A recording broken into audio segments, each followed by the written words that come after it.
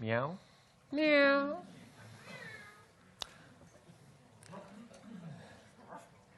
I think I need to warn you. This story doesn't end well. For those of you of a sensitive nature. So I'm getting myself in a little bit of a state now because, you know, on the one hand, I really like this cat, and my daughter likes this cat, and it keeps coming in the house, and I keep putting it out again. And this big motorcycle guy who keeps coming around to me being angry at me and accusing me of somehow trying to steal his cat or kill it by feeding it or whatever.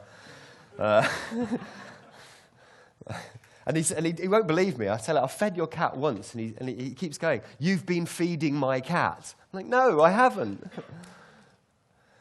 And now he's found me. Now he's found the cat in my house when I said it wasn't there, so he thinks I'm trying to keep it a secret, you know, that I've got this cat in here.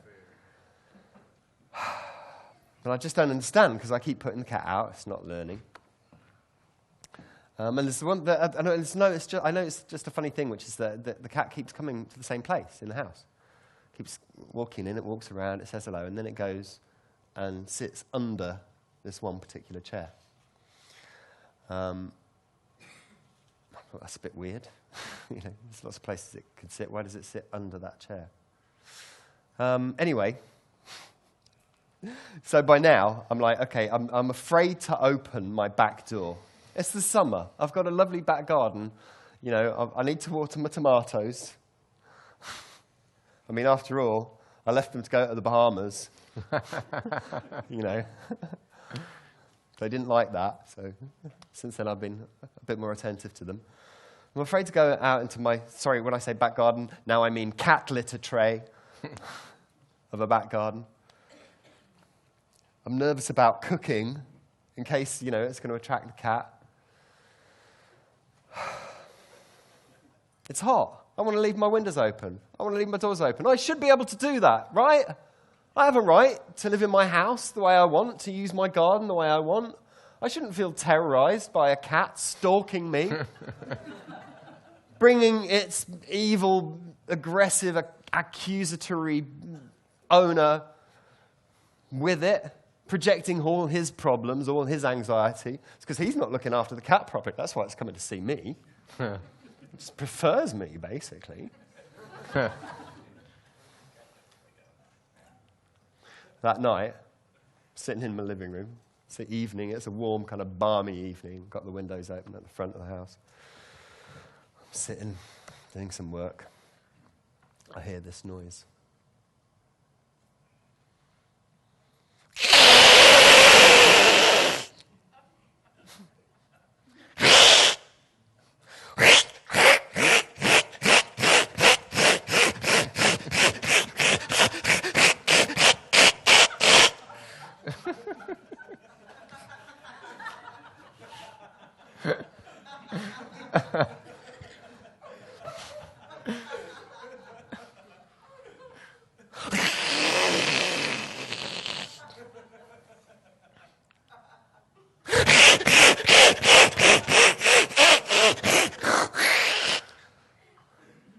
The cat is scratching the hell out of my back door.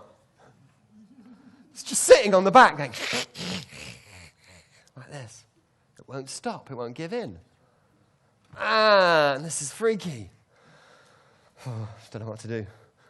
I walk to the back door. You know, take a look at it. Sitting there. Meow.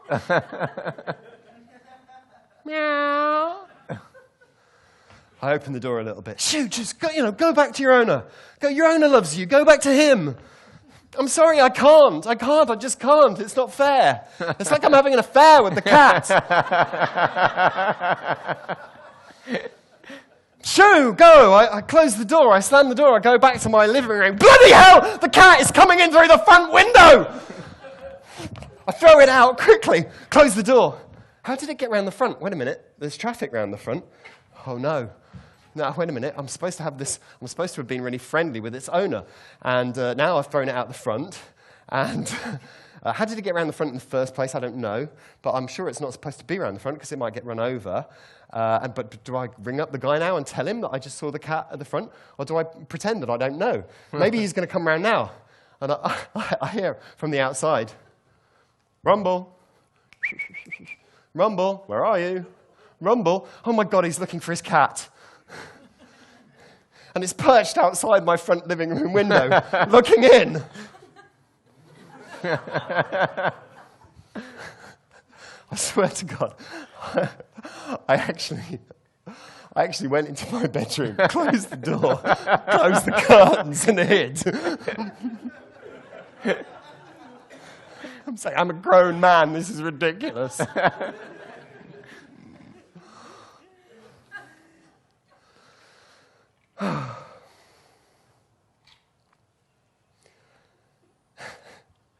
It's funny how we can get ourselves worked up into a state about things. I'm being stalked by a cat and its owner, feeling anxious in my own home. And I've got this text exchange going back and forth with the owner, where he's accusing me of this, and I'm going, look, I'm trying to help you. I've given you my phone number so that you can call me whenever. Yeah, but you shouldn't be feeding. I'm not feeding your bloody cat.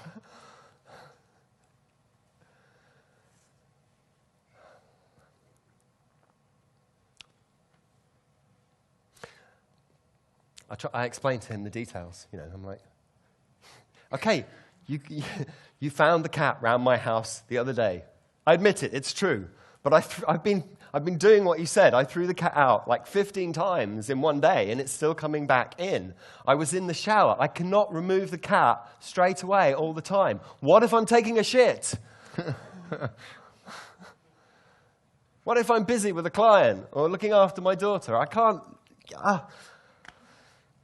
was getting a bit too stressed. And then I remembered something about cats and what they do and why they start to go and hide places. Do you know? Have anyone had cats? You know what they do, don't they? When they're ready to die, they go and find somewhere to hide and curl up. And the cat's been coming to my house and sitting under the chair, the same chair. Kind of start to feel a bit different towards the cat.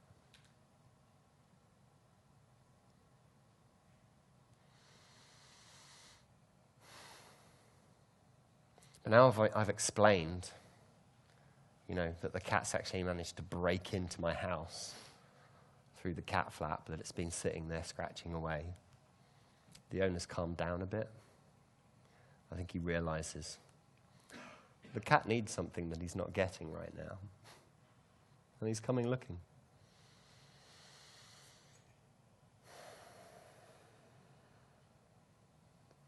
So what we did, and this was just the week before we came out here actually, so we made sure that cat had a really nice last week.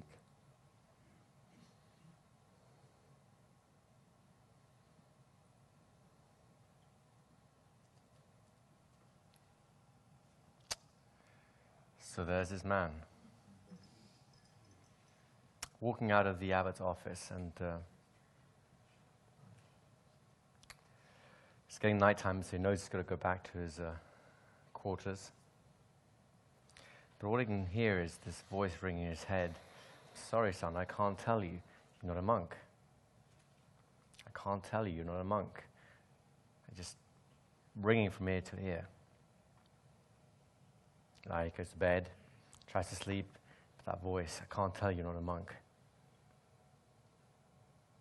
Wakes up, of course, at 1 minute past midnight, as he's done for the entire week, 2 weeks of his stay so far.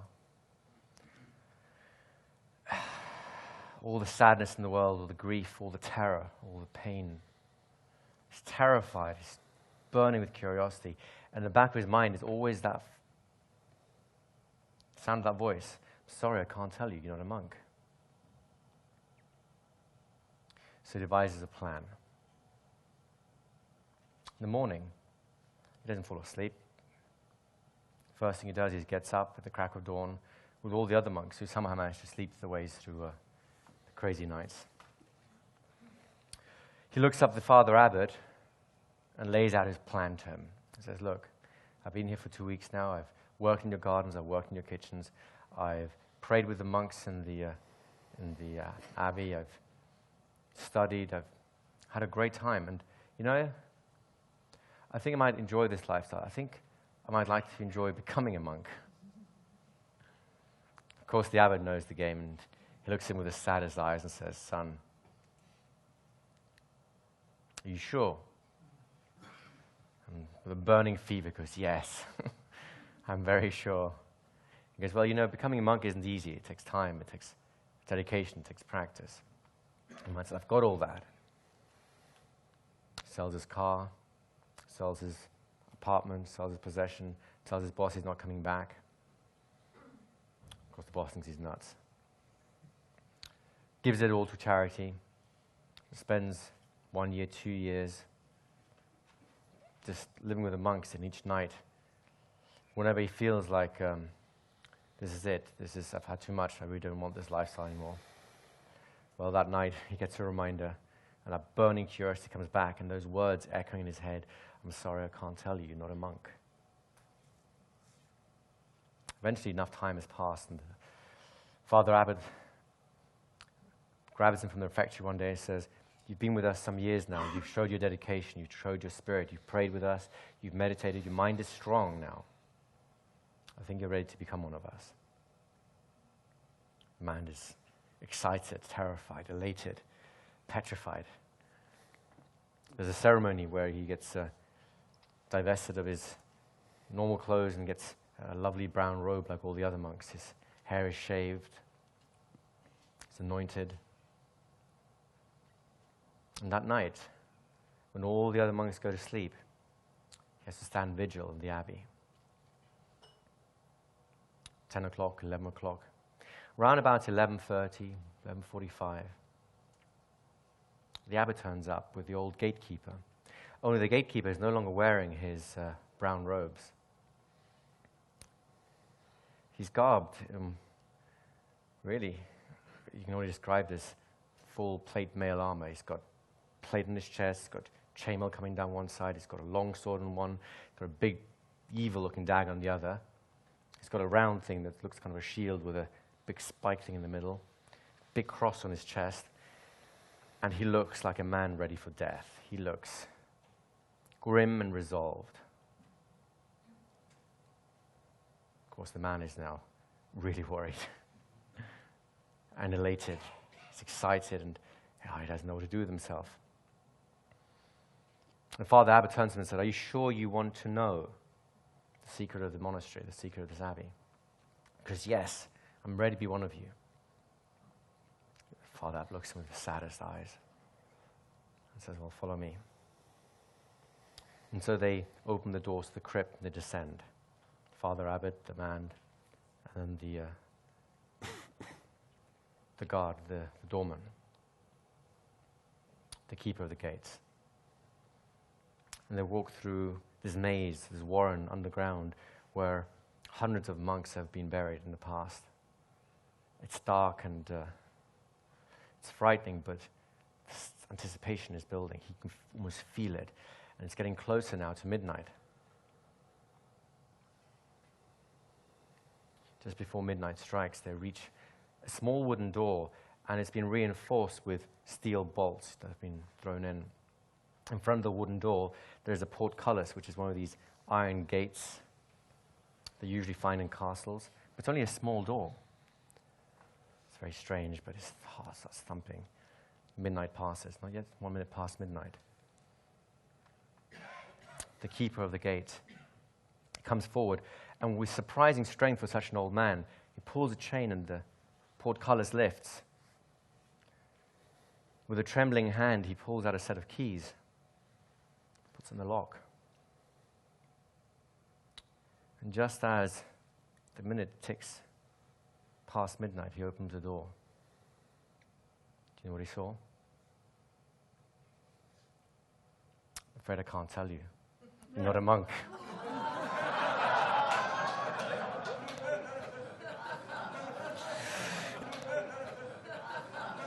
So,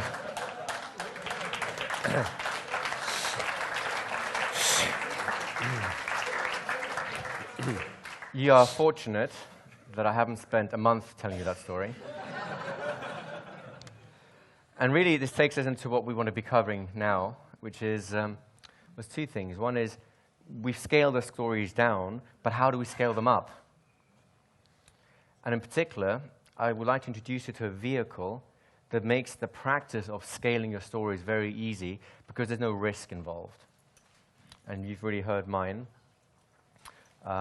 Robin's version is actually a more elegant version because it's actually a true story and it has a point. It has poignancy to it. Mine's just a bad joke. Although, as a storyteller, it's very amusing. If you can duck, now you understand that one, right? So, in literature... Shaggy cat story, by the way. Yeah. In literature, there is a... the kind of story I told is a shaggy dog story, which is a very long story that really has no point. A shaggy dog story. It's a long legend as to how it got its name, which is probably another shaggy dog story.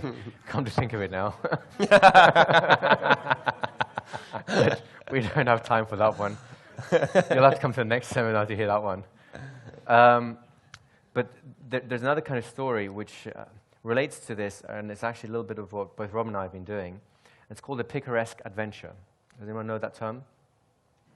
A Picaresque adventure is an old style of story. It was very popular in the medieval times.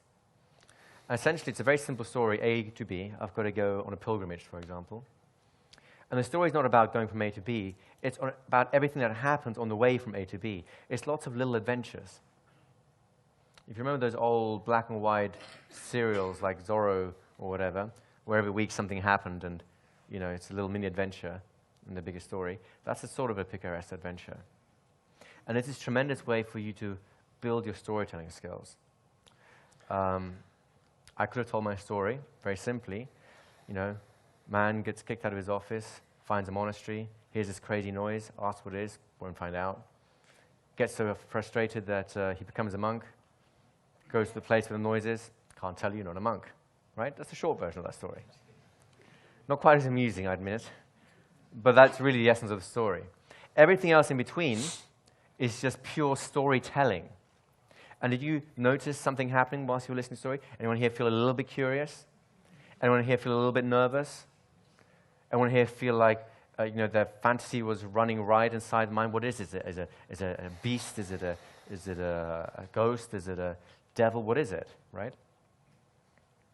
Stories, of course, the story that Robin told could also be told in a 2-minute version, 1-minute version. How would you put that one? Fed the neighbour's cat, started stalking me, it died.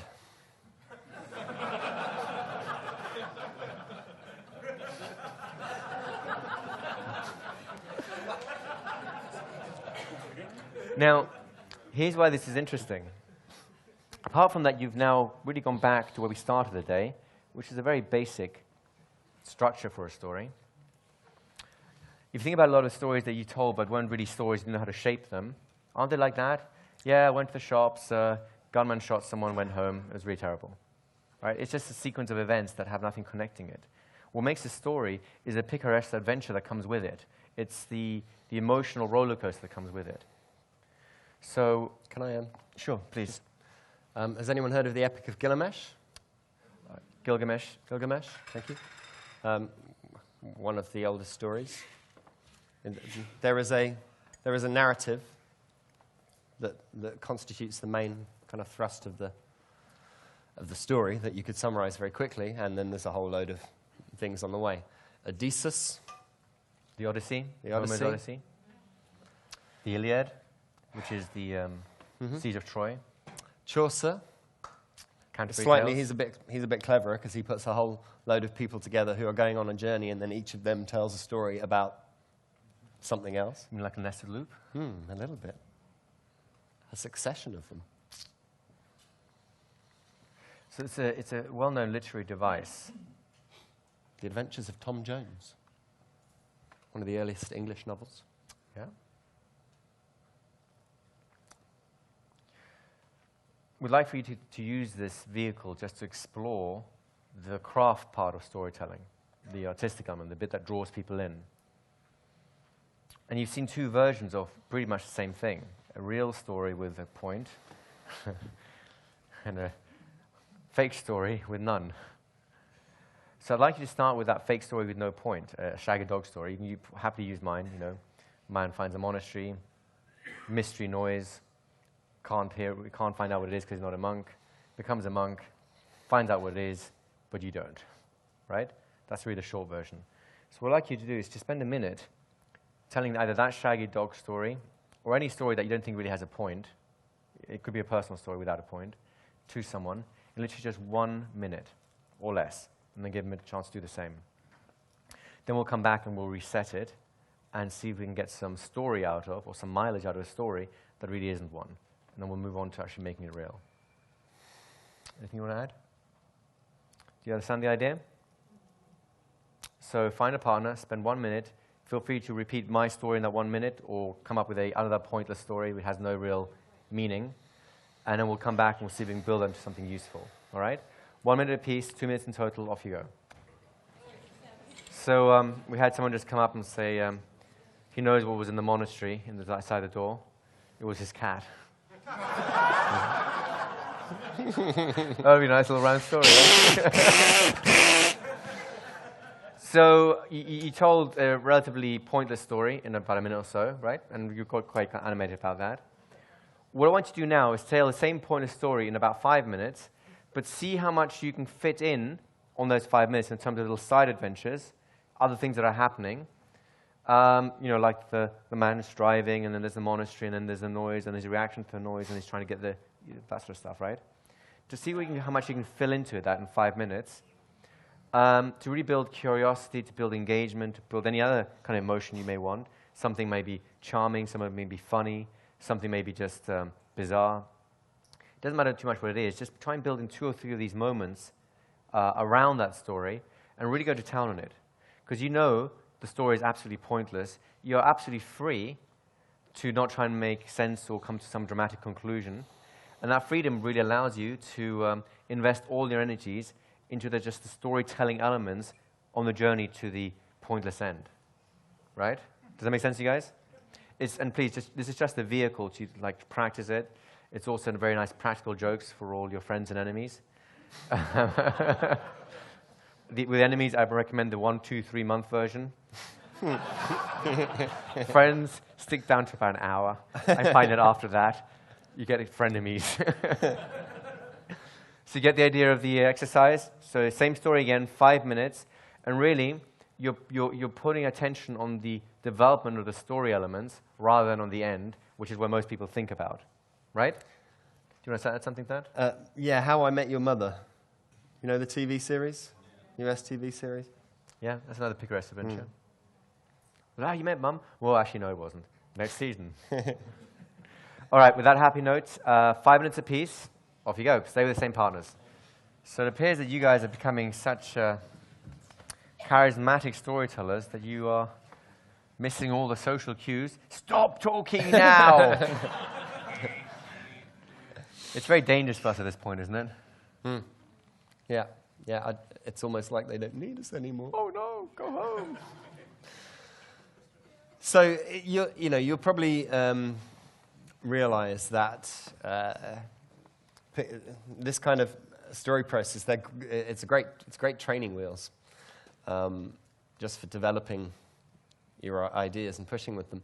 And if you're interested in storytelling as performance, then those are usually, that's the most obvious situation in which you can go on and on and on with a story and, create a big arc, a journey for your hero, and then segue off into little incidents along the way. Having said that, I've used this technique in a similar way that we kind of used it today across an extended period of time teaching. So giving people a little bit of a story at the beginning and an end of a teaching seminar over the course of 6 months. It's something I did when I taught those personal development courses on the MBA program. And it's just fun. People know what you're doing by the time you get there. And it assists with learning. People have something that kind of locks them in. And if you think this through a little bit more, and you have a lot of content and facts and things like that you need to teach to people, then you might consider how the method of loci, which Igor showed you, was that yesterday? That was yesterday, Yeah. all the way back then. Yeah, all the way back yesterday, where you place objects and symbols in different locations, how you might be able to use that in a similar way. I had a guy from India actually call me up about this very issue because he wanted to learn all the bones in the body. Or rather, he was teaching people all the bones in the body. So we worked together on, well, what's the story that you can tell that kind of places all of those bones from cranium to toe bone. A nice one. Will you tell us a story now? Well done. No. No, because it's really complicated. Very long. Yeah. For our next seminar. And I gave him the starting point and kind of told him some ideas, and then he just went off. And to be honest, I was kind of going, yeah, great, yeah. Well, because he'd run with it, he'd made it his own, and he knew he didn't need me anymore. So what we'd like you to do with this next one, though, is to take one of your stories, and you're going to add in two elements. The first is, how can you take those stories off on a tangent? Those picaresque adventures we talked about. Yeah. How can you add little sidelines into your story that were very interesting, but really just amp up the ultimate end of the story? So, I'm out in the garden with my neighbor from upstairs, and she's stroking the cat, and she says, "Oh, it's really skinny." Oh, there's something really funny about my neighbor upstairs, because she was in a film a few months back, and what happened was, suddenly segued into a whole new kind of area, and now you can fill in the details about her little story there. Well, there's a second element that we want you to introduce, and when you look into the oral traditions of storytelling, you'll notice that there are two elements. It is so. Thank you. That interplay with each other. It is so. There's the element of consistency. It is so. And there's the element of improvisation or spontaneity. It is so. So some parts of the story remain fixed. Some It is so. phrases or images It is so. or gestures It is so.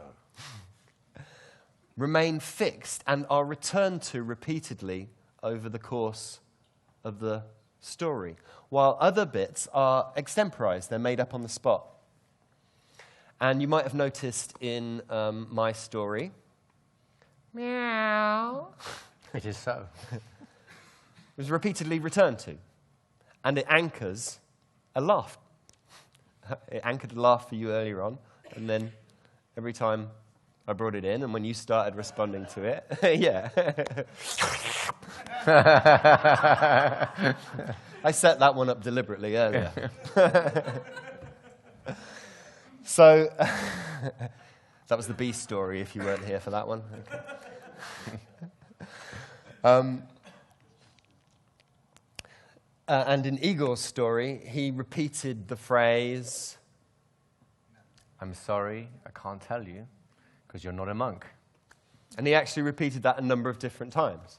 So it became a sort of a curiosity thing. Remember, every time you heard it, you go, what is it? What is it? Now, consider if I told you the same story over the same length of time or even longer, but the only time I ever mentioned that phrase, I'm sorry, I can't tell you, you're not a monk, was right at the start of the story, would have had anywhere near the same impact at the end. That's if you really don't like someone, you can leave it totally flat and disinteresting. At that point, there's no continuity in the story. It's the fact that I kept repeating it at the peak of emotion that you applauded rather than punching me, because I've had both versions. If you return to certain, particularly things like the Iliad, which are a written record of an oral story, there are phrases in there like the wine-dark sea, the incomparable Achilles, which he repeats. Sorry, I was going to say, they do that to identify certain characters, because people can't necessarily remember all the names and which person's which, but by creating a strong, vivid image, right, like Achilles with his tree-like spear, that's an image that's strong in someone's mind, and every time they come back to the same image, they know which the players are, how they relate to each other. It just sets a strong connection inside the mind. Those of you who are familiar with NLP and the term anchoring will always also recognize that there is an equivalence here between those consistent and repeated elements and anchors. And if you can set up strong locations, strong anchors, in terms of your location, that's where Robin takes a shower over there, right? Isn't that where he's naked? Oh, washing. There's my door. You missed a bit. Oh, yeah. In terms of your gestures, and locations can be just like here, by the way. I once had a guy give me a... No, I won't go there. No. You can set up locations just in front of you, like this. Certain gestures, certain phrases, certain sounds, certain tonal qualities serve as anchors for specific things. So how can you be specific? Think about setting up. When you first introduce an element in your story, what are you doing? What are you doing when you say it? Because quite often, naturally, you'll be. So, he's traveling across the whole world. You'll find yourself doing something naturally. Often, repeat it. So he's traveling through the world.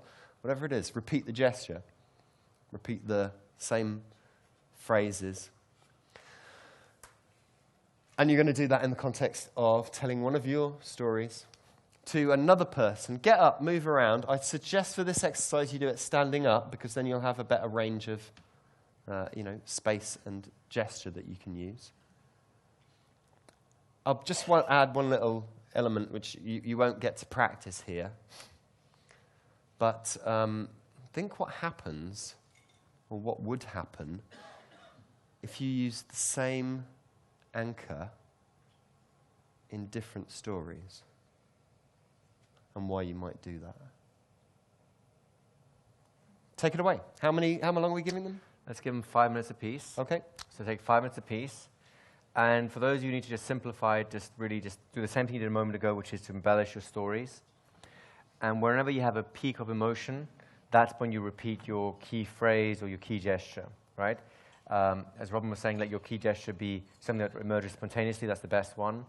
Otherwise, just choose something and just stick to one for now, just because it makes your life easier. In time, you can get very complex. I reckon these are advanced. These guys are advanced by now. So it's either easy. one of They'll us will be right. You get to choose and listen decide to for him yourself. or me, either. Either way is better, right? Or both. We'll do. All right, find a partner, 5 minutes apiece, tell your story. Off you go. Oh, 1 second, guys. 1 second. There's a quick question here. Just a very quick question. Can you use time coordinates to amplify something? So, for example, refer to the past and how it works in the present. So the question is, can you use time coordinates to do the same sort of thing? Like refer to the past and to the future and then something about the present? Absolutely. Yeah. Yeah. So there I was thinking about, Well, tomorrow, we've very much been talking about kind of creating stuff personally. Tomorrow we'll be looking much more at reading other people and helping them pull their stories out. And in those situations, it behoves you to notice how they arrange their internal space around you. But more on that tomorrow. And I'll answer your question tomorrow. Not you, Amir. Him. All right. So right now, That's right. Right now, we'll go back to the exercise just to reset it so that people don't get confused. You're going to tell one of your own personal stories, which you collected yesterday. You're going to spend 5 minutes telling that story in the style that you told the last one, with the picaresque adventures, the embellishments, the sense of adventure in the middle of it. And whenever you get to a peak of emotion, you'll use your key phrase, your key gesture, and repeat that as often as possible through the story when it hits some highlights, so you can pick up some emotional momentum or some symbolic momentum. Okay? Very quickly. Are we driving to the same conclusion that the whole story is going to have? So we're driving the same conclusion as the whole story. For the moment, I don't care. It doesn't matter so much right now. We'll talk about functionality afterwards. All right? So 5 minutes apiece, off you go. So how do you enjoy those stories, everyone? Yeah? Who's starting to feel like they're really getting to be a storyteller, like they're really owning these stories? Hey! Yeah? Well Yeah, done. give yourself a round of applause, folks. And the rest of you, what have you been doing for the last 2 days? Listening. So we spend all this time to build up your storytelling skills in order to be able to do something with it, right? So what I'd like to introduce you now, you have one little model already, an nested loops with a transformational story in the middle. That's one nice little model for stories that influence. I'd like to give you another one that's a little bit more linear, but actually fits a lot of natural conversations more fully. So these are basically, we'll call it the influence formula, and it's very straightforward. It actually includes the kind of stories you've already been telling. What I'd like to do is I'd like to build this up with you guys in bits, bit by bit, so that you focus on each stage at a time, and then just let the natural conversation evolve. So for this thing, I think the easiest thing to do is start by finding a new partner, someone you haven't actually worked with today yet. That might be the most interesting one. And all you're going to do is spend about a minute or so just socially vibing, just chit-chatting about anything. No, the course, oh, wine, oh, look, weather, oh, cars, whatever. Just chit-chatting, normally social vibing. They say some, you say some, right? If in that time you can introduce a little story, like your who am I story, or your value story, so much the better, right? In fact, I think they're in advance. Why don't I give you 2 minutes each, so that somewhere in that 2 minutes mark, you move from chit-chat into a story. And it's very simple, because every chit-chat will end up having to actually ask you a question, or you make a comment, go, oh yeah, you know what? I had something like that happen, and off you go into your little who am I story. Does that make sense to everyone? So 2 minutes apiece, find a new partner, stay with them, because then we're going to add some layers on top of that as you go along. Easy? Off you go. 2 minutes apiece. So first good question, do you notice how it's relatively simple to transition from socially vibing type stuff into a who I am type story? That's a very acceptable social thing to do, right? And you probably also notice that what happens is there's a trade-off. You tell one of yours and they tell one of theirs. Would that be fair to say? So it's a very natural transition. So we're going to take that transition and just imagine that you were in the same point when we broke off. So just pick up the theme again, back to this little social chit-chat. Then tell your second story, which will be your value story, or either your value story or why am I here story. Either one will be fine, right? So you've basically told 2 personal stories to get a real sense of who you are. So far, so easy, right? So we're really in the same category. We're talking about personal stories that introduce yourself to someone else, and they fit the social context. What we want to do at that point is we want to transition from personal stories that are about understanding who you are and being able to predict you and so on, into stories that will allow you to start influencing the others. There'll be stories about them in some way or other, right? And we have 2 vehicles that you can play with for this. The first one is the story we talked about yesterday, the mind reading. Do you recall that one? I know you're experiencing this and that, and I have a story about that sort of thing. The other one is a much simpler version of it, which is essentially you just pre-frame it, right? You tell your value story, or they tell their value story, and then you might say something along the lines of, it's interesting you should say that. It just, let's put it into a context. Context is always more useful. Let's say that there's teachers, or you're at a teachers' conference, and you want to influence some of the teachers to change teaching styles, and they talked about their values, about some kids that they helped out in some desperate situation. And you go, it's interesting you should say that, because there's so many different ways I found that you can reach kids, and some of them work okay, some of them work really well. For example, and now you've opened the door to allow your influence stories to step in. Does that make sense to you guys? It's just a very simple pre-frame preamble, or you can go for the whole mind read, like you're probably feeling this, this, and this. I was as frustrated when I experienced these things with my students. And that opens the door wide for an open loop for the next story to occur, and we'll talk about that afterwards. Make sense? Do you understand the exercise? So you'll go back to the same partner. You'll pick the conversation up where you left off, so you both introduce each other with stories. So now you're going to basically vibe a little bit more, and then go straight into your either your value story or your why am I here story. They'll do a similar thing about give them a sense of your motivation, a sense of where your boundaries lie, and segue from that story into a pre-frame, and then just kind of pause it there, or your mind-reading story, which again leaves an open loop to do something else. At that point, of course, you'll just backtrack back to social vibing, and they'll do the same thing for their own. So it's a little bit of a artificial situation after that point, because the other person has to have a go-to. But hopefully you'll see that's pretty much the same pattern being run. Do you understand what we mean by that? Easy? So head back to your partners, and why don't you take 3 minutes apiece to do that one? Okay? Off you go. So how'd that go? Interesting? Yeah? Who found it relatively natural to vibe a bit, tell a personal story, vibe a bit, tell a more personal story in terms of your values and so on, vibe a bit more, and tell a kind of transitional story like a mind-reading thing, or to just set a simple pre-frame that would lead into you being able to tell another story? So relatively easy. Of course, you realize you can do any of these things here with open or closed loops. The more you open the loops, the more curiosity you build. If you need to create more certainty, you'll close those loops. It just depends on how this conversation goes. Sometimes people force an open loop by presenting their story before you're done. My heuristic, my rule of thumb is if I get interrupted, I tend not to go back to the story unless I really need to, unless they actually ask for it, right? So for example, when telling something like the Shaggy Dog story I introduced you guys to, I will happily be interrupted. You go on a shopping trip, you do this, whatever, you get interrupted. And I'm actually just waiting for the person to go, now tell me more. What happened to the story? Just tell more, right? That tells me I've got a nice buying intensity in terms of the permission from my audience to actually carry on telling the story, right? So far, so easy. So we've set the context that will allow us to tell our main stories for influence. These ones build relationship and open the door. Now it's time to actually do some influencing. And that is hidden somehow. There you go.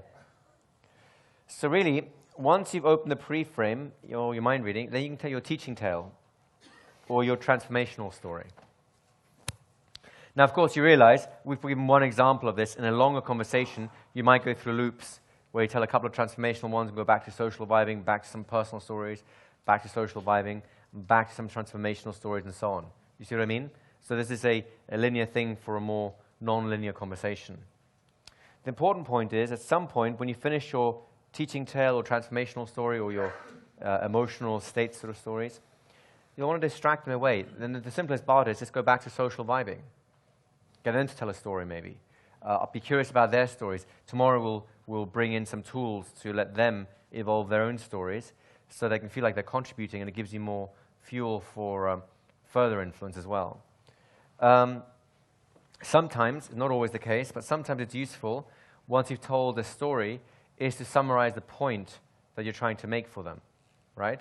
So often if someone finds something perplexing, I'll illustrate with a story, and then rather than saying like, oh, it's just you just do this, I'll tell a story to illustrate the principle, and then I'll say, so really you want to be trying these sort of things. Do you get what I mean? And they'll go, oh yeah, and then we'll move on. Because the story has already told them what they need to know, and I just pull out the essence of that story in a point if it's relevant for that situation. So sometimes you'll do it, sometimes you won't. It depends on how much conscious attention you want to have on the information you present to them. So do you understand these 7 steps of influence form? It's a very simple process, a very easy one. You have all the tools for it already.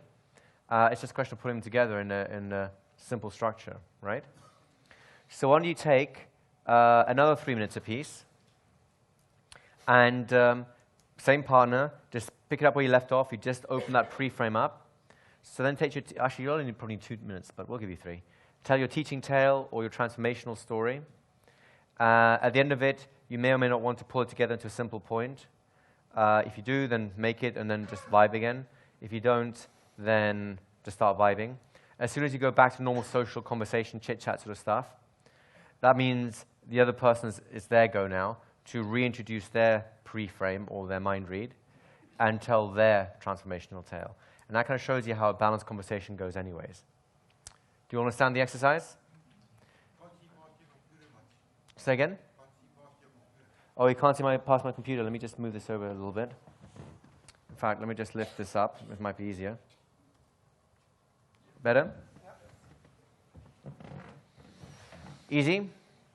So go back to your partners, 3 minutes apiece. I'll leave this up here so you'll have it up there. 3 minutes apiece, and just finish up your persuasion formula. Off you go. Just out of interest, is there anyone here who didn't think they were creative on Sunday, who would now put their hands up and say, I feel like I'm creative now?